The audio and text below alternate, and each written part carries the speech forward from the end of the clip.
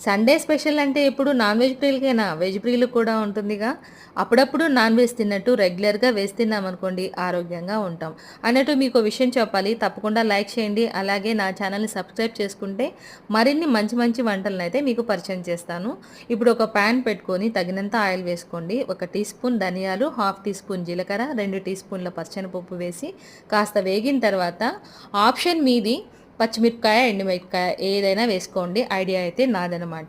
కారానికి తగినట్లుగా వేసుకొని, ఒక పెద్ద ఉల్లిపాయ, 2 టమాటాలు చీలికలుగా వేసుకొని కాస్త వేగిన తర్వాత కొత్తిమీర ఒక పిడికెడు, అలాగే చింతపండు మీ పులుపుకు తగినట్లుగా వేసుకొని, బాగా వేగిన తర్వాత చల్లార్చి మిక్సీ జార్‌లో మిక్సీ పట్టి, తగినంత ఉప్పు వేసుకుంటే ఇలా అయితే ఉంటుందనమాట.